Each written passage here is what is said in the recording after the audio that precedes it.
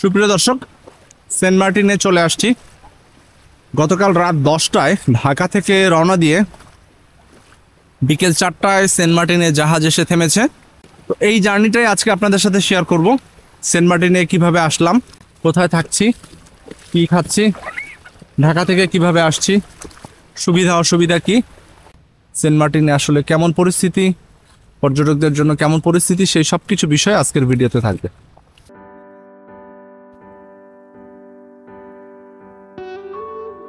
Saint Martin ভ্রমণের শুরুটা হচ্ছে এখান থেকেই। ঢাকা বিমানবন্দর রেলওয়ে স্টেশন থেকে যাব কক্সবাজার। কক্সবাজার যাওয়ার জন্য আমরা আজকে যাচ্ছি কক্সবাজার এক্সপ্রেস ট্রেনে করে। ঢাকা থেকে দুটো ট্রেন দিনে ছেড়ে যায় কক্সবাজারের উদ্দেশ্যে। রেলওয়ে স্টেশনে এসে এরকম চাঁদের দেখা পেয়ে সত্যিই ভালো লেগেছিল, যা আশা করছি সেন্ট মার্টিনে যেও এরকম চাঁদের দেখাটাই পাবো। 10:58 ট্রেন ছাড়ার কথা থাকলেও ওই দিন প্রায় 1 ঘন্টা লেটে ঠিক 12টার দিকে ট্রেনটা স্টেশনে এসে পৌঁছায় এবং 12:05 স্টেশন থেকে কক্সবাজারের উদ্দেশ্যে যাত্রা শুরু করে। 12টার ঠিক কিছুটা আগে আমাদের ট্রেন প্ল্যাটফর্মে এসে পৌঁছায়। তো ট্রেনের টিকিট পাওয়াটা সত্যিকার অর্থে একটু চ্যালেঞ্জিং, কারণ খুব অল্প সময়ের ভিতরে অনলাইনে ট্রেনের টিকিটগুলো বিক্রি হয়ে যায়। আমরা টিকিট করেছিলাম স্নিগ্ধার টিকিটের মূল্য 1325 টাকা। এছাড়া আপনি শোভন চেয়ার বা এসি বার্থ এখানেও টিকিট করতে পারেন। কক্সবাজার এক্সপ্রেস এই ট্রেনটায় আছে বায়ো টয়লেট। এটা হচ্ছে টয়লেটের বর্তমান অবস্থা। তো অনেকেই বায়ো টয়লেটটা আসলে ব্যবহার করার ফ্ল্যাশ যে বাটন যেখানে আছে সেটার ব্যবহার সম্পর্কে না জানার কারণে টয়লেটের অবস্থাটা এরকম হয়ে থাকে। তো যারা নতুনভাবে বায়ো টয়লেট ব্যবহার করতে চান, অবশ্যই ওই কোণায় যে সবুজ বাটনটা আছে সেটাই চাপ দিলেই ফ্ল্যাশের কাজটা করবে। ফ্ল্যাশ বাটনটির অবস্থান ভিন্ন একটা জায়গায় হওয়াতে আসলে এটা মানুষ খুঁজে পায় না যে ফ্ল্যাশ বাটনটা কোথায় আছে। এই জন্য এই বিষয়টা আপনাদের সাথে একটু শেয়ার করা। সময় মতো টিকিট চেকার যারা ছিলেন তারা এসে টিকিট চেক করে গেলেন। কক্সবাজার এক্সপ্রেস এবং পর্যটক এক্সপ্রেস এই দুটি ট্রেন ঢাকা থেকে কক্সবাজারের উদ্দেশ্যে সকালে এবং রাতে ছেড়ে যায়। পৌঁছাতে সময় নেয় প্রায় 9 ঘন্টা। আর স্টপেজ আছে শুধুমাত্র ঢাকা বিমানবন্দর স্টেশন এবং এরপর চট্টগ্রাম স্টেশন এবং ঢাকা বিমানবন্দর, এই দুইটা স্টেশন ছাড়া আর কোথাও এই ট্রেনটা থামানো হয় না। ভোর 5টার সময় আমরা চট্টগ্রাম স্টেশনে এসে পৌঁছাই, যদিও শিডিউল সময় হচ্ছে 4টায়। এখানে এসে 10 থেকে 15 মিনিটের একটা ব্রেক পাবেন। ইঞ্জিনের দিক পরিবর্তনের কারণে এই সময়টা আসলে নেওয়া হয়। চট্টগ্রাম স্টেশন থেকে কক্সবাজার পৌঁছাতে প্রায় 3 ঘন্টা লাগে, এর ভিতরে আর কোনো ব্রেক থাকে না। ভোরের দিকে কুয়াশাচ্ছন্ন এই মনোমুগ্ধকর দৃশ্য দেখতে দেখতে আপনারা চলে যাবেন কক্সবাজার। আর কক্সবাজার যাওয়ার পথে একটা বিষয় একটু খেয়াল করবেন যে কিছু কিছু জায়গায় ট্রেন কিন্তু একটু ধীর গতিতে যায়, যেটা বর্তমান দেখতে পাচ্ছেন। আসলে কিছু কিছু অভয়ারণ্যর বনের ভিতর দিয়ে এই লাইনটা করাতে কিছু কিছু জায়গায় স্টেশন মাস্টাররা খুব ধীর গতিতে চলেন। আর বনের ভিতর দিয়ে যখন ভোরের আলোটা আপনার ট্রেনের কামরার ভিতরে এসে এইভাবে পড়বে, তখন বাইরে থেকে এবং ভিতর থেকে দেখতে সত্যিকার অর্থে বেশ ভালো লাগবে। এবার কক্সবাজার এক্সপ্রেস ট্রেনের আমি কিছু বিষয় আশায় আপনাদের সাথে একটু তুলে ধরার চেষ্টা করছি। প্রথমেই যে বিষয়টা বলছি সেটা হচ্ছে এই যে চা বা কফি রাখার জন্য যে ট্রেটা দেওয়া হয়েছে, এটা আসলে একদম প্লাস্টিক একটা ব্যাপার ছিল, খুব ভালো মানের কোনো ব্যাপার ছিল না। আর এখানে পা রাখার জন্য যে ব্যবস্থাটা ছিল সেটা ছিল সিটের যে লেভেল বা সেটা থেকে অনেকটাই উঁচুতে, এবং এখানে পা রাখার কখনো প্রয়োজন বা সুযোগই হয় নাই। পর্দা যেটা ছিল সেটা সত্যিকার অর্থেই বেশ ভালোই ছিল, কারণ অনেক আলোতেও কিন্তু এটা বেশ ভালো কাজ করছিল। এই ট্রেনের সবচেয়ে বিরক্তিকর একটা বিষয় ছিল এই শব্দটা। নির্দিষ্ট সময় পর পর আপনি এই বিরক্তিকর শব্দটা শুনতে পাবেন।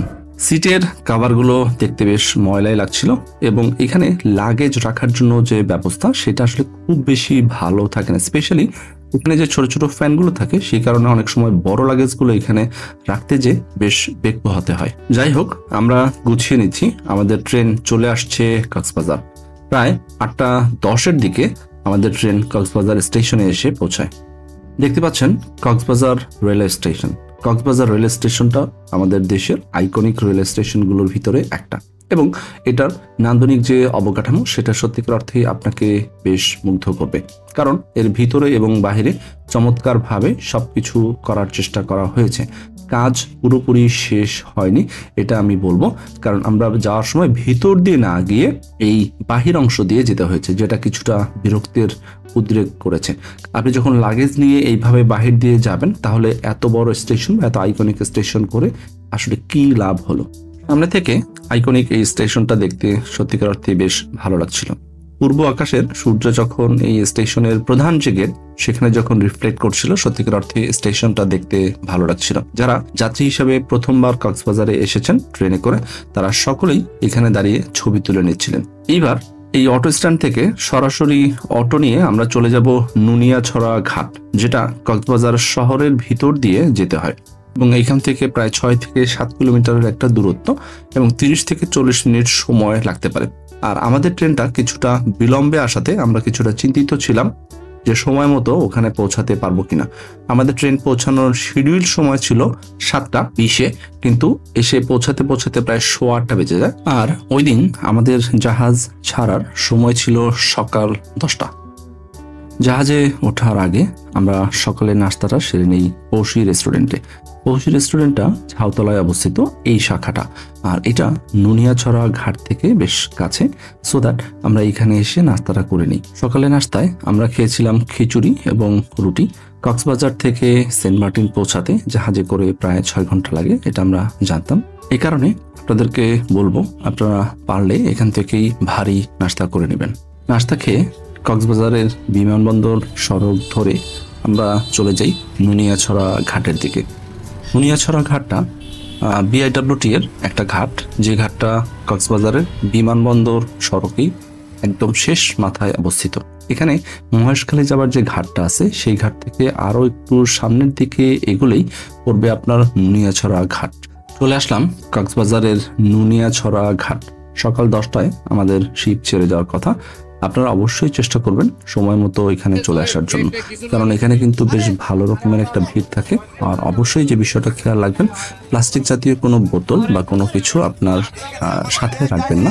এরকম কোনো কিছু যদি নিতে হয় অবশ্যই আপনি ব্যাগে রাখবেন, যাতে সেটা দেখা না যায়, কারণ আপনার হাতে যদি কোনো বোতল থাকে সেটা আপনাকে এখানে জমা দিয়ে তারপরে শিপে উঠতে হবে। সেন্ট মার্টিন ভ্রমণের নতুন নিয়ম অনুযায়ী আপনাকে ট্রাভেল পাস সংগ্রহ করতে হবে। সেই ট্রাভেল পাস সংগ্রহ করাটা খুব বেশি জটিল কিছু না। আপনি যে কোম্পানির কাছ থেকে টিকিট কিনবেন, জাহাজের টিকিট কিনবেন, তারাই আপনাকে ট্রাভেল পাসটা ম্যানেজ করে দিবে। একটা ট্রাভেল পাসের বিপরীতে হয়তোবা সর্বোচ্চ 20 থেকে 24 জনের একটা দল আপনি সাথে নিয়ে সেন্ট মার্টিন ভ্রমণ করতে পারবেন। জাহাজে মাল বা লাগেজ ওঠানোর ক্ষেত্রে আপনারা এই যে স্বেচ্ছাসেবক যারা আছে, স্বল্প কিছু টাকার বিনিময়ে বা দামাদামি করে তাদের সাহায্য নিতে পারেন, কারণ একটা জাহাজ থেকে আরেকটা জাহাজে যাওয়াটা সত্যিকার অর্থেই বেশ কষ্টকর। আমরা চলে আসছি আমাদের নির্ধারিত যে বসার জায়গা ক্রিসেন্থাম লাউঞ্জ, সেখানে। তো এটা কর্ণফুলী এক্সপ্রেস জাহাজের মোটামুটি একটা ক্যাটাগরি। ভিআইপি ক্যাটাগরির যে বসার জায়গা বা অ্যারেঞ্জমেন্ট সেন্ট মার্টিন যাওয়ার, সেটা। তো এটার খরচপাতির বিষয়টা কেমন কি সেটা আমি সবকিছু আপনাদেরকে জানিয়ে দেওয়ার চেষ্টা করব, এবং ওদের যে লিঙ্ক, ওয়েবসাইটের লিঙ্ক, সেটা আমি ডিসক্রিপশন বক্সে দিয়ে দিব। আমাদের লাউঞ্জের বাইরের দৃশ্য হচ্ছে এটা। বাইরে থেকে দেখতে এরকম লাগে। এটা 3 তলায় অবস্থিত। এই কর্ণফুলী এক্সপ্রেসে ভিআইপি যে ব্লক বা ভিআইপি ক্যাবিনেট যে অংশটা আছে সেটার একদম ফ্রন্ট পার্টটাই হচ্ছে এই ক্রিসেন্থাম লাউঞ্জ, এবং এখান থেকে বের হয়ে আপনি ঠিক 3 তলা অবস্থান করবেন। এখানে আছে বিভিন্ন রকম ভিআইপি কেবিনের ভাড়া এবং অন্যান্য যে বিষয়াদি থাকবে সেটা আমি একটু পরে আপনাদের সাথে শেয়ার করছি। আর এখান থেকে বের হয়ে আপনি মোটামুটি ওপর থেকেই মোটামুটি এই চমৎকার ভিউটা দেখতে পাবেন। এই অংশটা হচ্ছে কর্ণফুলী এক্সপ্রেসের 3 তলার অংশ। এখান থেকে এর ওপরে আরো একটি তলা বিদ্যমান, যেখানে ওপেন ডেকে বসে যাওয়ার সুযোগ আছে। তবে ভিআইপি যে ব্লক বা ভিআইপি যে কেবিনগুলো সেটা এই 3 তলাতেই অবস্থিত। এবার আপনাদেরকে একটু জাহাজটা ঘুরিয়ে দেখানোর চেষ্টা করি। এটা 3rd ফ্লোর, মানে ওদের ভাষ্য অনুযায়ী এটা 3rd ফ্লোর। আর আপনারা দেখতে পাচ্ছেন কক্সবাজারের নুনিয়াছড়া ঘাট। এই ঘাটেই কর্ণফুলী ক্রুজ যে লাইন, তাদের 2টা জাহাজ এখানে অবস্থান করে। একটা হচ্ছে NV-12 আউলিয়া এবং এটা হচ্ছে কর্ণফুলী এক্সপ্রেস। এটা কর্ণফুলী এক্সপ্রেসের পিছনের দিকটার অংশ। আর ওই যে জাহাজটা দেখতে পাচ্ছেন ওইটা হচ্ছে MV-12 আউলিয়া। তো জোয়ার ভাটার উপরে ডিপেন্ড করে এখান থেকে জাহাজগুলো নির্দিষ্ট সময়ে ছেড়ে যায়। এটা হচ্ছে কর্ণফুলী এক্সপ্রেস জাহাজটি আছে তার সামনের দিকটা হচ্ছে ওইটা, আর ওইটা বলছিলাম MV-12 আউলিয়া। এবার একটু দ্রুত আপনাদের সেকেন্ড ফ্লোর এবং একটু নিচে দেখানোর চেষ্টা করছি। এটা হচ্ছে সেকেন্ড ফ্লোর। সেকেন্ড ফ্লোরের একদম সামনের অংশটা হচ্ছে এই অংশটা। সামনের অংশটার এখানেও একটা কেবিন রয়েছে, বসার সুন্দর সিটিং অ্যারেঞ্জমেন্ট রয়েছে, যেটাকে বলে লাইলাক। এখানে গ্লাডিওলাস এবং এই টাইপের বিভিন্ন ক্যাটাগরির সিটিং অ্যারেঞ্জমেন্ট এখানে রয়েছে। সাথে ওপেন ডেকে বসার জায়গা রয়েছে এবং আশেপাশে কিছু চেয়ার দেখতে পাচ্ছেন, যেগুলো তারা এখান থেকে বিভিন্ন মূল্যে বিক্রি করে থাকে। তো এই ছিল মোটামুটি সেকেন্ড ফ্লোরে একটা ছোট্ট রাউন্ড। ঘড়ির কাঁটায় যখন সময় ঠিক 10টা, তখনই আমাদের জাহাজটা ঘাট ছেড়ে রওনা দেয়।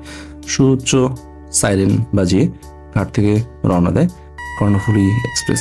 তো রওনা দেওয়ার শুরুর মুহূর্তে সবার ভিতরে একটা চমৎকার এক্সাইটমেন্ট কাজ করে যে তারা কক্সবাজার থেকে সেন্ট মার্টিনে যাচ্ছে।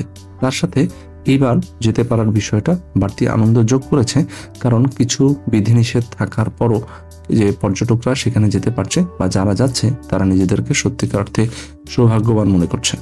ট্যুরে যে বিল্ডিং গুলো দেখতে পাচ্ছেন বা আবাসিক এলাকাগুলো দেখতে পাচ্ছেন, এটা হচ্ছে মাতারবাড়ি পাওয়ার প্ল্যান্টের আবাসিক এলাকা বা এরিয়া। কক্সবাজার থেকে মহেশখালী যাবার যে চ্যানেলটা ব্যবহৃত হয় সেই চ্যানেলটা ধরেই কিছুটা আগানোর পরে বাম দিকে ঘুরে আবার কক্সবাজারের যে শহর বা কলাতলি, লাবণী, সুগন্ধা বা ওইদিকে ইনানি বিচ, এগুলো ঘুরে তারপরে টেকনাফ হয়ে যাবে সেন্ট মার্টিন। জোয়ার ভাটার উপরে নির্ভর করে প্রায় 6 ঘন্টা সময় নেয় এই পথটা পাড়ি দিতে। 4 তলায় অবস্থিত জাহাজ চালানোর ক্যাপ্টেনের রুম হচ্ছে এইটা। এটা হচ্ছে কর্ণফুলী এক্সপ্রেস জাহাজের 4 তলার ডেকের অংশ।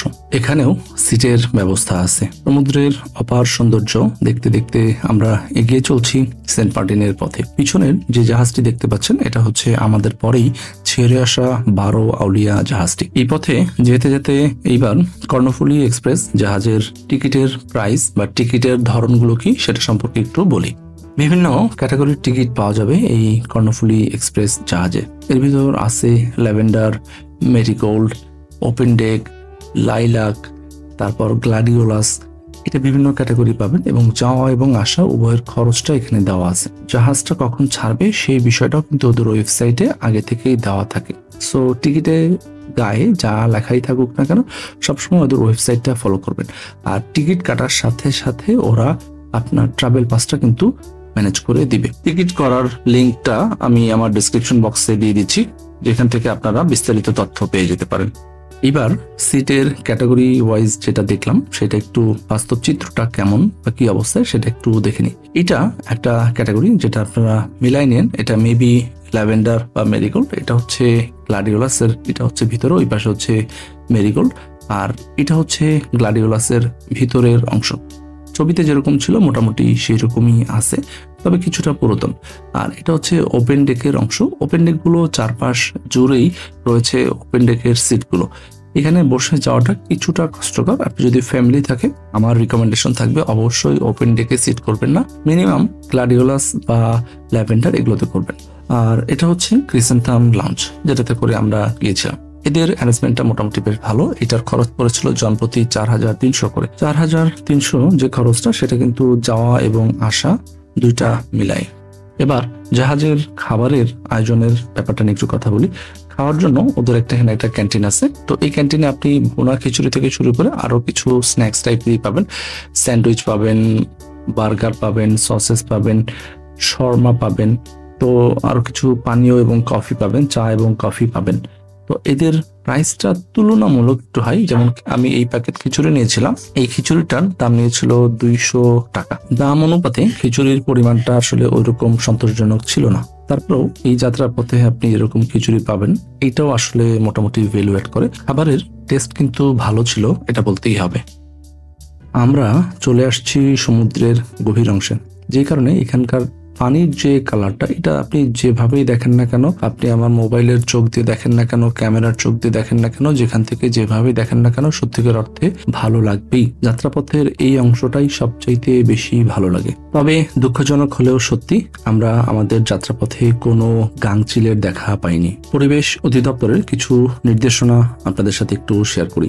সৈকতে ফানুস উড়াবেন না, সাইকেল চালাবেন না, জাহাজ থেকে পাখিকে চিপস খাওয়াবেন না, নৌ ভ্রমণ থেকে বিরত থাকার কথা বলেছি। এরকম আরো বেশ কিছু নিয়মাবলী বা শর্তাবলী এখানে কিন্তু দেওয়া আছে। দূরের যে পাহাড়গুলো দেখতে পাচ্ছেন, ওইটা হচ্ছে মায়ানমারের অংশ। মায়ানমারে বর্তমান সময়ে যুদ্ধ চলার কারণে আমাদেরকে কিছুটা সতর্কতা অবলম্বন করে সেন্ট মার্টিন যেতে হচ্ছে। প্রায় 6 ঘন্টার কাছাকাছি ভ্রমণ শেষে আমরা চলে আসছি সেন্ট মার্টিন দ্বীপের কাছাকাছি। যখন আমরা সেন্ট মার্টিন এসে পৌঁছাই, ঘড়ির কাঁটাতে প্রায় 4টার কাছাকাছি। তার মানে 10টার সময় ছেড়ে 4টার সময় তারা এই জেটিঘাটে জাহাজটাকে পৌঁছায়। দীর্ঘ 6 ঘন্টার কিছুটা একঘেয়ে যাত্রা শেষ করে আমরা চলে আসলাম সেন্ট মার্টিন। কক্সবাজার থেকে সেন্ট মার্টিন আসতে প্রায় 6 ঘন্টায় লাগে। এই যাত্রার সবচাইতে বিরক্তিকর পার্ট হচ্ছে জাহাজে ওঠা এবং জাহাজে নামা। সেটা আপনি সেন্ট মার্টিন থেকে কক্সবাজার যাওয়ার পথেও এবং কক্সবাজার থেকে সেন্ট মার্টিন যাওয়ার পথেও। এই জেটিঘাটের এই অংশ থেকে আপনাকে ব্যাগ বোসকা নিয়ে টেনে টেনে যেতে হবে ওই বাজার পর্যন্ত। তারপর ওইখান থেকে আপনি পাবেন অটো। যেহেতু সবগুলো জাহাজ একসাথেই ছেড়ে আসে, মানে একই সময়ে ছেড়ে আসে এবং একই সময়ে ছেড়ে যায়, সেই কারণে এই কষ্টটা আরো বহু মাত্রায় বেড়ে যায়। ব্যাগ বা লাগেজ ক্যারি করার জন্য আপনি এখানে কিছু কিছু ছোট ছেলেপেলে আছে, তাদের সাহায্য নিতে পারেন। যারা বিকেলের জাহাজে ফিরে যাবেন বা ফিরতি জাহাজে ফিরে যাবেন, তারা এই রাস্তায় অপেক্ষা করতে থাকেন। তো তাদের এই অপেক্ষার কারণে যারা নামছেন তাদের বেশ কিছুটা কষ্টই পোহাতে হয়। এরকম ভিড় ঠেলে ঠেলে আপনাকে উঠতে হবে অটোতে। অটোতে ওঠাটাও আরেকটা চ্যালেঞ্জ, কারণ অল্প কিছু অটো এখানে থাকে এবং এরা প্রচুর পরিমাণে ভাড়া আপনার কাছ থেকে ডিমান্ড করবে। আপনার রিসোর্ট যেখানেই হোক না কেন, দূরে কিংবা কাছে, আপনাকে 250 থেকে 400 টাকা অটো ভাড়া গুনতে হবে। এটা সত্যিকার অর্থে নেমেই একটা বিরক্তিকর এবং বাজে এক্সপিরিয়েন্স হিসেবেই পেয়েছি। জেটিঘাটের কাছ থেকে আমাদের রিসোর্টের দূরত্ব 3 থেকে 4 মিনিটের। অটোতে আসতে হয়তোবা 10 থেকে 15 মিনিট লেগেছে ভিড়ের কারণে বা জ্যামের কারণে, কিন্তু এত ভাড়া হাঁকানোর কারণে আমরা সত্যিকার অর্থে খুবই বিরক্ত হয়েছি। পর্যটকের সংখ্যা সীমিত করে দেওয়া এবং পর্যটনের সময়টা সীমিত করে দেওয়ার ফলে এই জিনিসটার সম্মুখীন হচ্ছি, এটা স্বীকার করতেই হবে। আমরা চলে আসছি আমাদের রিসোর্টে, সিভিউ রিসোর্টস অ্যান্ড স্পোর্টস। তো আমরা দোতলায় সমুদ্রমুখী যে রুম সেটা নিয়েছিলাম। এটা হচ্ছে ওদের হানিমুন স্যুট, দোতলায় ঠিক সমুদ্রের মুখোমুখি। এটা হচ্ছে honeymoon suite, seaview resort and sports ওদের। তো বিশেষ কিছু নাই, চমৎকার খাট, বেশ বড় একটা খাট, এটা কুইং বা কিং সাইজের খাট, আর সামনে থেকেই দেখা যাবে সমুদ্র। অ্যাটাচ বাথরুম ছিল, আলমিরা ছিল, আর সবচাইতে ভালো যে ব্যাপারটা ছিল সেটা হচ্ছে যে ওদের এই বেলকনিতে বসে সমুদ্র দেখার, সরাসরি সমুদ্র দেখার যে সুযোগ সেটা ছিল। এবং এই রুমের খরচ ছিল আপনার 4500 টাকা, সাথে কোনো কমপ্লিমেন্টারি ব্রেকফাস্ট বা এই টাইপের কোনো কিছুই ছিল না। খারাপ একটা দিক হচ্ছে এই যে সামনের এই অংশটা কিছুটা নিচু হওয়াতে আপনার বিছানার যে অংশটা সেটা উঁচুতে, সো আপনি যখন রাতের বেলা এখান থেকে মুভ করবেন তখন আপনি পড়ে যাবেন এবং বেশ ভালো রকমের আহত হতে পারেন। এছাড়া বাকি বিষয়গুলো বেশ ভালো লেগেছে। সমুদ্রের একদম কাছে, সমুদ্র মুখে ওদের নিজেদের একটা রেস্টুরেন্ট আছে, যেখানে আপনি সকাল দুপুর রাত প্যাকেজ সিস্টেমে খাবার খেতে পারবেন। এটা হচ্ছে এই রিসোর্টের ইকো কটেজ অংশ। এখানেও আপনি থাকতে পারেন, তবে এখান থেকে সরাসরি সমুদ্র দেখার সুযোগটা নেই। আর এটাও এই রিসোর্টের অন্য একটা পার্ট। তবে বিচ ভিউ যে ব্যাপারটা আছে সেটা কিন্তু এখানে পাওয়া যাবে না, তবে বিচের বেশ কাছাকাছি এটা বলতেই হয়। 4টার সময় জেটিঘাটে জাহাজ থামলেও রিসোর্টে পৌঁছাতে বেশ কিছুটা সময় লেগে যায়। তো আমরা ফ্রেশ হয়ে চলে আসি ওদেরই যে রেস্টুরেন্টটা আছে সেখানে। যেটা বলছিলাম যে ওদের এখানে কিন্তু প্যাকেজ সিস্টেমে খাবার ওরা সার্ভ করে থাকে। আপনি যে ধরনের তরকারি দিয়ে নেন না কেন 300 থেকে 350 টাকা নিয়ে থাকে। একটা মাছ, সাথে ভাত থাকবে, ডাল থাকবে, একটা বা 2 ধরনের ভর্তা বা ভাজি থাকবে। দাম নেয় হচ্ছে 350 টাকা। তবে আমার কাছে এই বিষয়টা কিছুটা বাড়তি মনে হয়েছে। তবে আপনি চাইলে অন্য জায়গাতেও খেতে পারেন। তবে আমাদের জন্য এই বিষয়টা বেশ কনভিনিয়েন্ট ছিল, কারণ রিসোর্টের এত কাছে রেস্টুরেন্ট পাওয়াটা সত্যি বেশ পজিটিভ একটা দিক। আমরা খাওয়া শেষ করেই নেমে যাব সমুদ্র দেখতে, আর দেরি না করে চলে আসি বিচে। বিচে এসেই যেটা খেয়াল করলাম সেটা হচ্ছে জোয়ারের একটা শুরু হওয়ার ভাব চলছিল, আর এর সাথে পশ্চিম আকাশের ডুবডুবি সূর্যের আলোতে মানে গোল্ডেন লাইটে প্রচুর তরুণ তরুণীরা ছবি তোলায় বেশ ব্যস্ত ছিল। সবকিছু মিলিয়ে চমৎকার উপভোগ্য একটা বিকেল পেলাম, যদিও সময়টা আমাদের জন্য সত্যিকার অর্থেই বেশ কম ছিল, কারণ আমরা জানি আগামী দিন এই সময়টা আমরা আর পাবো না। মেয়েদের শাড়ি পরে ছবি তোলার বিষয়টা বেশ ভালো লেগেছে। আপনারা চাইলে এখানে যারা ফটোগ্রাফার থাকেন তাদের কিন্তু সাহায্য নিতে পারেন, স্বল্প টাকার বিনিময়ে ওদের সাথে দামাদামি করে ছবি তুলে নিতে পারেন। পশ্চিম আকাশে সূর্যটা ঢলে পড়ছে, সেটা দেখতে সত্যিকার অর্থেই বেশ ভালো লাগছিল। তার সাথে সমুদ্রের মৃদু গর্জন, বাতাস সবকিছু মিলিয়ে চমৎকার একটা বিকেল পার করছি এই সেন্ট মার্টিনে। জোয়ারের পানিটা আস্তে আস্তে বৃদ্ধি পাচ্ছে, আগে যে জায়গায় ছিল সেইখান থেকে বেশ খানিকটা কাছে চলে আসছে। অনেকটা সময় এইভাবে পার করার পরে আমরা সূর্য অস্ত দেখা শেষ করে চলে আসি রিসোর্টে। রিসোর্টে এসে আবার একটু ফ্রেশ হয়ে রেডি হচ্ছি সন্ধ্যার আয়োজনের জন্য। সন্ধ্যায় প্ল্যান করেছি যে অটোতে করে কিছুটা ঘুরবো এবং রাতের সেন্ট মার্টিন দেখতে কেমন হয় সেটা আপনাদেরকে দেখাবো। রাতে সেন্ট মার্টিনে আপনি যে কাজগুলো করতে পারেন তার অন্যতম একটা হচ্ছে সেন্ট মার্টিন দ্বীপে অটো নিয়ে একটু ঘুরতে পারেন। পশ্চিম বিচ বা দক্ষিণ বিচ এই দিকের যে রাস্তাগুলো আছে সেগুলো ধরে এই অটো নিয়ে ঘুরতে পারেন, যেটা মোটামুটি দ্বীপের বিভিন্ন বিষয় সম্পর্কে আপনাকে একটা ধারণা দিবে। দ্বীপের এত লাইটিং এবং এত জাঁকজমকপূর্ণ ব্যাপার স্যাপার আসলে খুব বেশি ভালো লেগেছে, এটা বলার সুযোগ নেই। ঘোরাঘুরি শেষ করে চলে আসি জেটিঘাটের এখানে। জেটিঘাটের মূল আকর্ষণ হচ্ছে এই সামুদ্রিক মাছ এবং সামুদ্রিক প্রাণী। দুঃখজনক হলেও সত্য যে এখানে আসলে অনেক ধরনের মাছের বা সামুদ্রিক প্রাণীর আমদানি থাকা সত্ত্বেও আপনাকে অনেক বেশি দামে এই জিনিসগুলোকে টেস্ট করতে হবে। স্পেশালি আমি যদি এই লবস্টারের কথা বলি তো এইটার সাইজ ভেদে দাম হচ্ছে 2500 থেকে 3200 টাকা। ভাই কত করে এগুলো? এটা কেজি 3200 টাকা। এটা কি কালো রূপচাঁদাটা? এটার কেজি কত? বিভিন্ন রকম সামুদ্রিক মাছের পাশাপাশি আপনারা পাবেন অক্টোপাস, স্কুইড, কাঁকড়া, লবস্টার, এই জিনিসগুলো আপনারা পাবেন। এটা হচ্ছে আমি কিনেছিলাম এই লবস্টারটা 3200 টাকা কেজি। এটার ওজন ছিল 460 গ্রামের মতো, খরচ পড়েছিল 1300 টাকা। এবং এটা আপনি যখন নেবেন অবশ্যই আপনি নিজে দাঁড়িয়ে থেকে ওদের কাছ থেকে কাটিয়ে নেবেন। তারপরে আপনি যে ফর্মে খেতে চান, ভাজাও খেতে পারেন আবার কারি করেও খেতে পারেন। আমি কারি করার জন্য রিকোয়েস্ট করেছিলাম, তো ওদের রান্নাঘরে যে আমি দেখলাম কিভাবে রান্না করে। এটা হয়েছে না? 1350 টাকার লবস্টার রান্না চলছে, আর আমি দেখছি কিভাবে রান্না হয়। আমি লবস্টারের সাথে একটা রূপচাঁদাও নিয়েছিলাম। তবে একটা বিষয় আপনাদেরকে বলে রাখি, আপনাদের যদি কারো অ্যালার্জির প্রবলেম থাকে তো সেই ক্ষেত্রে লবস্টার বা কাঁকড়া এই টাইপের বিষয় এড়িয়ে চলাই ভালো। আমার নেয়া লবস্টারের রান্নাটা খুব বেশি একটা ভালো ছিল না, তবে প্লেটে এটা কিন্তু দেখতে সত্যিকার অর্থেই বেশ চমৎকার লাগছিল। আপনারা এখান থেকে যে কোনো প্রকার মাছ নিয়ে ইনস্ট্যান্ট বারবিকিউ বা ফ্রাই করে খেতে পারেন। এটা সবচাইতে বেশি জনপ্রিয় এবং সেফ। আমি বলবো বারবিকিউ না করে ছোট ছোট মাছ একটা একটা করে নিয়ে সেটা ফ্রাই করে খাওয়া। রাতের খাবারের আগে অথবা পরে কোনো একটা সময় জেটিঘাটের এখানে যে বাজারটি রয়েছে সেখানে বিভিন্ন দোকানে এই টাইপের জিনিসপত্র কিনতে পাওয়া যায়, যার ভিতরে রয়েছে দুল, মালা, আচার, চকলেট এবং শুটকি। চাইলে এগুলো প্রিয়জনদের জন্য সুভিনিয়র বা গিফট হিসেবে নিতে পারেন।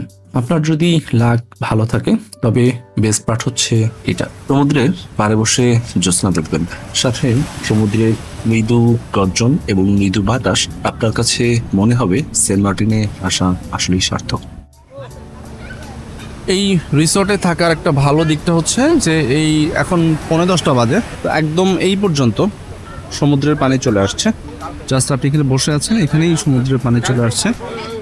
25 থেকে 30 টাকার বিনিময়ে আপনারা ঘন্টা প্রতি এখানে বসতে পারবেন। এখানে বসার পরে আপনি কাউকে দিয়ে অল্প খরচে, যেমন 10 মিনিট 20 টাকার বিনিময়ে আপনি মাথা বা একদম, শরীর ম্যাসেজ মানে এই করে নিতে পর্যন্ত চলে পারবেন। আসছে। এটা এখানে বসার একটা বাড়তি আনন্দ বা বাড়তি বোনাস হিসেবে কাজ করবে।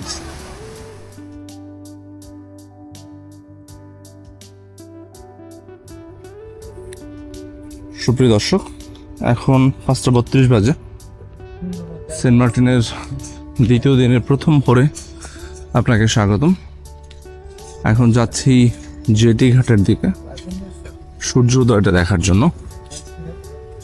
এখান থেকে পূর্ব দিক, তো এখান থেকে সূর্য উদয়টা দেখতে ভালো লাগবে। এখন আজান দিচ্ছে, জেটি ঘাটের দিকে যেতে যেতে আজানের শব্দ শুনতে পেলাম।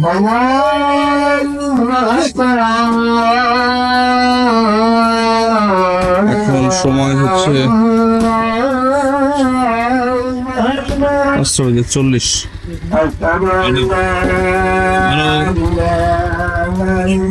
পাঁচটা বেজে 40। সেন্ট মার্টিনে কুকুরের সংখ্যাটা শুধু বিরক্তিকর তা না, বেশ ভয়ানক। পূব আকাশের কিছু তারা মিটমিট করে এখনো জ্বলছে। মাথার উপরের কিছু তারাও স্পষ্ট দেখা যাচ্ছে, সেটা হয়তোবা সেন্ট মার্টিনের কারণে দেখা যাচ্ছে। আর পিছনে রয়েছে চাঁদ। এখনো দুই একটা মসজিদে আজান ভেসে আসছে, হয়তোবা আপনারাও শুনতে পাচ্ছেন। সুপ্রিয় দর্শক, আমি যখন এই পূব আকাশের সূর্য উদয়টা দেখার জন্য এখানে আসছি, ঠিক একই সময়ে অনেকে অটো নিয়ে বেরিয়ে পড়েন ছেড়া দ্বীপের একদম শেষ প্রান্তে চলে যাওয়ার জন্য। ওইখানে যাওয়ার ব্যাপারে কিছু বিধিনিষেধ থাকায় আমি ওই প্ল্যানটা পরিবর্তন করে চলে আসি জেটি ঘাটের এখান থেকে এই সূর্য উদয়টা দেখার চেষ্টা করি। এবং সত্যিকার অর্থে এই ব্যাপারটাও কিন্তু আমার কাছে বেশ ভালো লেগেছে। আপনারা চাইলে এটাও ট্রাই করতে পারেন। চমৎকার একটা সূর্যোদয় দেখার পরে চলে আসি রিসোর্টের সামনের যে বিচটা রয়েছে বা সেন্ট মার্টিনের অন্যান্য যে বিচগুলো আছে, সেখানে আপনি সকালবেলা একটু প্রাতঃ ভ্রমণ করতে পারেন। সকালবেলায় সেন্ট মার্টিন আপনি এরকম বাইক ভাড়া নিয়ে ঘুরতে পারেন, এরকম সাইকেল ভাড়া নিয়ে ঘুরতে পারেন, এরকম বিচের এক মাথা থেকে আরেক মাথা সাইকেল চালিয়ে, মোটরসাইকেল চালিয়ে ঘুরতে পারেন, ছবি তুলতে পারেন। আর আরেকটু পরে আবার আপনি গোসলও করতে পারেন। হোটেলের চেক আউটের সময় নর্মালি লেখা আছে 11টায়। যেহেতু গতকালকে আমরা আসছি অনেক পরে, চেষ্টা করবো আর একটু পরে ছাড়ার জন্য। এই দিকটা হচ্ছে উত্তর দিকের এই দিকটায় প্রবালের একটা জায়গা আছে যেখানে প্রচুর প্রবাল পাথর পাওয়া যায়। তো ওই জায়গায় ভাটার সময় এই পাথরগুলো দেখা যায়। তো এখানে আপনি এসে ছবি তুলতে পারেন। এই যে অনেকে ছবি তুলছে। সকালবেলা গোল্ডেন লাইটের আলোতে আমরা ছবি তোলার সুযোগটা মিস করিনি। ডেফিনেটলি এই সময়ে ছবিগুলো বেশ ভালো আসে এবং এখানে যারা ফটোগ্রাফার থাকে তাদের হেল্প নিয়ে আপনি প্রতি ছবি 3 থেকে 5 টাকার বিনিময়ে তাদের কাছ থেকে তুলে নিতে পারেন। এবার নাস্তা করার পালা। এখানে আমরা এখানে পরোটা আছে, রান্নার ডাল আছে, সবজি, খিচুড়ি না, রান্নার বোনা খিচুড়ি, ও আর সাথে কি খিচুড়ি, ভালো খিচুড়ি। হ্যাঁ, ডিম না, জি, এটা হলো চষা। সকালের নাস্তার জন্য চলে আসি আমাদের রিসোর্টের রেস্টুরেন্টে। এখানে এই ডিম খিচুড়ির যে প্যাকেজ, সেটার দাম ছিল প্রায় 130 টাকা। দাম অনুযায়ী খিচুড়ির কোয়ান্টিটি যথেষ্টই কম ছিল, তবে আপনি চাইলে আলাদাভাবে পরোটা, সবজি, ডিম খেতে পারেন। 9টা সাড়ে 9টার দিকে আমরা নাস্তা শেষ করে প্রায় 10টার দিকে নেমে পড়ি গোসল করার জন্য। যেহেতু আমাদের হোটেলের চেক আউটের সময় ছিল 11টা, সে কারণে আমরা একটু আগেই গোসল করতে নেমে যাই। তবে এই সময় খুব বেশি পর্যটককে গোসল করতে দেখা যায়নি। সেন্ট মার্টিনে গোসলের জন্য সবচাইতে ভালো সময় হচ্ছে 11টা থেকে 1টা। এই সময়ে আপনি উল্লেখযোগ্য সংখ্যক পর্যটককে গোসল করতে দেখবেন। এই সময়ে জোয়ার থাকার কারণে গোসল করে বেশ আনন্দ পাওয়া যায়। তবে অবশ্যই খেয়াল রাখবেন আপনি যে বিচটাতে গোসল করতে নামছেন সেটা নিরাপদ কিনা। সময় 11:10, জোয়ার চলতেছে, যে কারণে এই বিচটায় প্রচুর মানুষ গোসল করতে পারতেছে। তো সেন্ট মার্টিনে আসলে গোসলের মজাটাই সবচেয়ে ভালো লাগে। পরিবার সহ সবাই এই সময় নামতেছে। 10টা থেকে 11টা 12টা এই সময়টা হচ্ছে বেস্ট টাইম গোসলের জন্য। গোসল শেষ করে হোটেল থেকে চেক আউট করি 12টার দিকে। তারপরে ভাবলাম যে কি করা যায়, মোটরসাইকেলে করে দ্বীপটাকে একটু 500 টাকা তেল আমাদের, 1 ঘন্টা 500 তেল আপনাদের। সেরা দ্বীপে তখন পুরোটা পর্যন্ত যাওয়া যায় না, তখন লাস্ট মাথা পর্যন্ত যাওয়া যায়, দ্বীপের লাস্ট মাথা পর্যন্ত। আচ্ছা আচ্ছা। মূলত এই রাস্তাটা ধরেই ছেড়া দ্বীপের দিকে যাওয়া যায়। সুপ্রিয় দর্শক, আপনারা জেনে থাকবেন সেন্ট মার্টিন দ্বীপটা আয়তন হচ্ছে 8 বর্গ কিলোমিটার এবং যেটা উত্তর থেকে দক্ষিণ দিকে লম্বা। পশ্চিম দিকে এর আয়তনটা খুব বেশি নেই, বাট জেটিঘাট থেকে পশ্চিম দ্বীপ পর্যন্ত মানুষজন বেশি বসবাস করে থাকে। আর এই ছেড়া দ্বীপের রাস্তা ধরে আপনি গলাচিপা পর্যন্ত একটা জায়গা আছে, মানে ওই মাঝখানে যে একটু চাপা হয়ে গেছে এই জন্য ওটাকে গলাচিপা বলা হয়। তো সেই পর্যন্ত মোটামুটি জনবসতি দেখা যায়। মোটরসাইকেল নিয়ে ঘোরার সুবিধাটা হচ্ছে যে আপনি স্বল্প সময়ে মোটামুটি এই দ্বীপের এক প্রান্ত থেকে অন্য প্রান্তে যেতে পারবেন। আর সাথে বাড়তি সুবিধা হচ্ছে এই বিচগুলোতে আপনি মোটরসাইকেল চালিয়ে এক মাথা থেকে আরেক মাথায় যেতে পারবেন। তবে অবশ্যই আমার এই মোটরসাইকেল চালানোটাকে ক্ষমা সুন্দর দৃষ্টিতে দেখবেন, কারণ পরিবেশগত বিবেচনায় এই বিচে মোটরসাইকেল চালানো আইনত নিষেধ। ভাটার সময় বা ভোরের বেলা আপনি এই রাস্তা ধরে মোটামুটি একদম দক্ষিণ প্রান্তে ছেড়া দ্বীপের শেষ পর্যন্ত যেতে পারবেন। এই দিকটায় আসলে আপনি কেওড়া বন দেখার পাশাপাশি জেলেদের জীবন জীবিকার যে ধরন সেই জিনিসগুলো কিছুটা প্রত্যক্ষ করতে পারবেন। দিন দিন পর্যটকের সংখ্যা বৃদ্ধি হওয়ার কারণে এই দক্ষিণ দিকে প্রচুর রিসোর্ট গড়ে উঠেছে, যে কারণে এইদিকে মানুষের আনাগোনাটা বেশ ভালোই চোখে পড়ে। এই দিকটা বেশ নিরিবিলি এবং এই রাস্তার দুই পাশেই আপনি সমুদ্রের দেখা পাবেন। এটা হচ্ছে জানুয়ারি মাস 2025-এর প্রথম সপ্তাহে যে রিসোর্টে আগুন লেগেছিল, সেন্ট মার্টিন দ্বীপের যে রিসোর্টে আগুন লেগেছিল সেইটা চলতে চলতে এইটারও দেখা পেয়ে যায়। সেন্ট মার্টিন দ্বীপে নোংরা কোনো জায়গা থাকলে আমার কাছে মনে হয়েছে এই জায়গাটা, আমি জানি না এটা কোনো কিছুর ঘের হতে পারে, বাট আমার কাছে ওভারঅল জিনিসটা একটু দৃষ্টিকটুই লেগেছে। মোটরসাইকেলের কারণে এই সংক্ষিপ্ত ট্যুরেও সেন্ট মার্টিনের অনেক অদেখা জায়গাগুলো দেখার সুযোগ হলো। মজার ব্যাপার হলো এই 1 ঘন্টার সময় খুব দ্রুত চলে যায়। এবার ছোট্ট একটা ইনফরমেশন আপনাদেরকে একটু দিয়ে রাখি। আপনারা যদি সেন্ট মার্টিনে এসে স্কুবা ডাইভিং করতে চান তো সেক্ষেত্রে আমি যে ফোন নাম্বারটা এখানে দেখতে পাচ্ছেন, আপনারা চাইলে সেখানে যোগাযোগ করতে পারেন। একই সাথে আপনারা সেন্ট মার্টিনে এরকম সাইকেলের বেশ কিছু দোকান পাবেন, সেখান থেকে সাইকেল নিয়ে পুরো দ্বীপটা ঘুরতে পারেন। তবে অবশ্যই তাদের দেওয়া শর্তাবলীগুলো মেনে চলবেন। সুপ্রিয় দর্শক, এখন ঘড়ি কাটায় সময় 2টা, ভাটা শুরু হয়েছে, যে কারণে কিন্তু এই পানিগুলো নেমে যাচ্ছে। যখন 12টার দিকেও ঠিক এই পর্যন্ত একদম এই রিসোর্টের এই শেষ মাথা পর্যন্ত পানি চলে আসছিল, এখন কিন্তু সেই পানিটাই আবার আস্তে আস্তে নেমে যাচ্ছে। মোটামুটি যে শিপগুলো দেখতে পাচ্ছেন, নৌকাগুলো দেখতে পাচ্ছেন, কাঠের ছোট ছোট নৌকা, মাছ ধরার ট্রলার, ওই পর্যন্ত চলে যায় মোটামুটি। আবার যখন জোয়ার শুরু হয় তখন ওই পর্যন্ত হয়ে যায় গভীর এবং এই পর্যন্ত পানিটা চলে আসে। তো ভাটার সময় গোসলের চাইতে জোয়ারের সময় গোসল করাটাই নিরাপদ এবং ভালো। আর সেন্ট মার্টিন খুব বেশি দিন থাকার জন্য আসলে ভালো কিছু না, বাট 2 দিনের জন্য আসা যেতেই পারে। যদিও আমি 1 দিনের জন্য আসছি। আমার 4টার সময় আমাদের জাহাজ এখানে আসবে, সেই জাহাজ আবার ছেড়ে যাবে বিকেল 5টার সময়। তো এই ছিল মোটামুটি সেন্ট মার্টিন দ্বীপে আমাদের থাকা কিছুটা সময়। আর ওই দিকটা হচ্ছে পশ্চিম দিক, এটা হচ্ছে বাতিঘরের একটা টাওয়ার। এখন আমরা দুপুরের লাঞ্চ করার জন্য আমাদের রিসোর্টের যে রেস্টুরেন্টটা আছে দেখি সেখানে কি আছে। ভাত, সবজি না, ডাল, এটা কি আলু ভর্তা না ডাল ভর্তা? বেগুন ভর্তা, এটা হচ্ছে আলু ভর্তা, শুটকি ভর্তা, বেগুন ভর্তা। কি মাছ ভাজি এটা? এটা হচ্ছে সুন্দরী, এটা হচ্ছে ফ্লাইং ফিশ, এটা হচ্ছে টুনা, এটা হচ্ছে কোরাল, এটা কালো চাঁদা। আপনাদের তো প্যাকেজ, তাই না? জি জি, প্যাকেজে করে দিতে হবে। গতকালকে যেহেতু এই রেস্টুরেন্টটাই খেয়েছিলাম সেই কারণে আজকে আর এখানে খাবার খাবো না, চলে আসলাম জেটিঘাটের কাছে ইউরো বাংলা রেস্টুরেন্টে।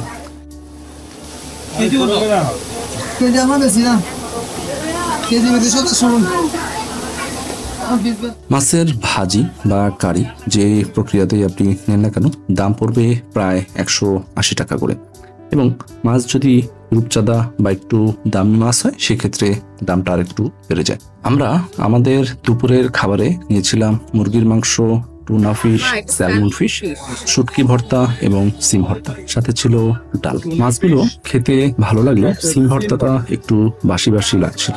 জেটিঘাটের কাছের হোটেলে খাওয়া শেষ করে জেটিঘাটের কাছেই অপেক্ষা করছিলাম যে কখন জাহাজ আসবে এবং আমরা সেই জাহাজে উঠবো। আসলে সবগুলো জাহাজই প্রায় 4টার সময় এসে এই ঘাটে এসে পৌঁছায়। ঘাটের এখানেই রয়েছে পাবলিক টয়লেট, যেটা বেশ ভালো। আর আপনারা যদি কেউ ইনস্ট্যান্ট টিকিট কাটতে চান সেক্ষেত্রে এই ভদ্রলোকের সাথে যোগাযোগ করতে পারেন। বিকেল 4টা বা এর আশেপাশের সময় জেটিঘাটে একে একে সবগুলো জাহাজ এসে থামে এবং সবগুলো জাহাজের সব পর্যটক না নামা পর্যন্ত আমরা জাহাজে উঠতে পারিনি। আসলে 2000 লোকের এই সেন্ট মার্টিনে আসার কথা থাকলেও আদতে সংখ্যাটা 8 থেকে 10,000-এর মতো হয়ে যায়। ওই দিন আমাদের জাহাজে উঠতে উঠতেই বিকেল 5:20 বেজে যায়। সেন্ট মার্টিন ভ্রমণের সবচাইতে কষ্টদায়ক যে ব্যাপারটা সেটা হচ্ছে জাহাজে ওঠা এবং জাহাজ থেকে নামা। এটা হচ্ছে আমাদের ক্রিসেন্থাম লাউঞ্জ। এখন সময় 27 মিনিট, কিন্তু এখন পর্যন্ত জাহাজ ছাড়তে পারে নাই। এখনো শত শত হাজার হাজার লোক ওঠাটা বাকি আছে। পর্যটকদের ওঠা এবং নামায় বাড়তি সময় লেগে যাওয়ার কারণে ওই দিন জাহাজ ছাড়ার সময় নতুন করে ফিক্স হয় বিকেল বা সন্ধ্যা 6টায়। ওইটার ঠিক কয়েক মিনিট আগে আমাদের জাহাজ সেন্ট মার্টিন জেটিঘাট থেকে কক্সবাজারের উদ্দেশ্যে রওনা দেয়। জোয়ার এবং ভাটার সাথে মিল রেখে যেহেতু সময়টা ঠিক করা হয় এবং জোয়ার ভাটার সাথে মিল রাখার কারণে যাওয়ার সময় কিছুটা সময় কম লাগে। আমরা যখন কক্সবাজার থেকে এইখানে আসি তখন সময় 6 ঘন্টা লাগলেও যাওয়ার সময় হয়তোবা 5.5 ঘন্টা লাগবে, এরকমটাই শুনেছিলাম। পশ্চিম আকাশের শুকতারা বা সন্ধ্যা তারা সেটা দেখা যাচ্ছে।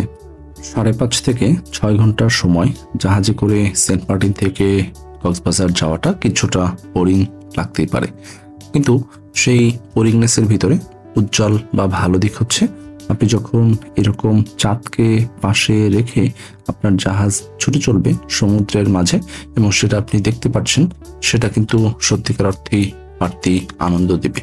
প্রায় 5.5 ঘন্টা জার্নির পর আমরা চলে আসছি কক্সবাজারের নুনিয়াছড়া ঘাটে। ঘাটের কাছাকাছি আমরা যখন পৌঁছাই আমাদের ঘড়িতে সময় 11:35 বাজে। চলে এসেছি নুনিয়াছড়া ঘাট। সবাই অপেক্ষা করছে নামার জন্য। এই নামতে যেও কিন্তু আপনাকে বেশ লম্বা একটা লাইন এবং দীর্ঘ সময় এখানে অপেক্ষা করতে হতে পারে। এই ছিল আমাদের সেন্ট মার্টিন ভ্রমণ। নতুন সময়ে এবং নতুন নিয়মে আমরা কিভাবে সেন্ট মার্টিন গেলাম আসলাম এবং সেন্ট মার্টিনের বর্তমান পরিস্থিতি কি সেটা সম্পর্কে আপনাদের সাথে শেয়ার করলাম। নামতে নামতেই তো প্রায় 20 মিনিট লেগে গেল, এখন বাজে 12:05। আরেকটা বিষয় আপনাদেরকে একটু জানিয়ে রাখি, সেন্ট মার্টিনে যাওয়ার জন্য যে জাহাজগুলো কক্সবাজার থেকে ছেড়ে যায় সেইটার সময়ের সাথে মিল রেখে কিছু কিছু বাস কোম্পানি তাদের বাস সার্ভিসটা দিয়ে থাকে। এর ভিতরে আমি সবচাইতে বেশি যে কোম্পানির বাসটা দেখেছি সেটা হচ্ছে ইম্পেরিয়াল এক্সপ্রেস। আমাদের জাহাজেও বেশ কিছু যাত্রী ছিল যাদের টিকিট করা ছিল ইম্পেরিয়াল এক্সপ্রেসে, যারা ঢাকা থেকে কক্সবাজার এসেছে এবং কক্সবাজার থেকে সেন্ট মার্টিন গিয়েছে। ঠিক একইভাবে যখন ফেরত এসেছে, ফেরত আসার পরে ঠিক এই রাত 12টা 12:30টার সময় তাদের বাসটা আবার এখানে দাঁড়িয়েছে ওই যাত্রীকে ঢাকায় নিয়ে যাওয়ার জন্য। সুপ্রিয় দর্শক, এই ছিল আমার সেন্ট মার্টিন ভ্রমণ এবং এই ভ্রমণে আমার এক্সপিরিয়েন্স এবং সেখান থেকে কিছু দরকারি তথ্য। এতক্ষণ আমার ভিডিও দেখার জন্য আপনাদের সকলকে অসংখ্য ধন্যবাদ।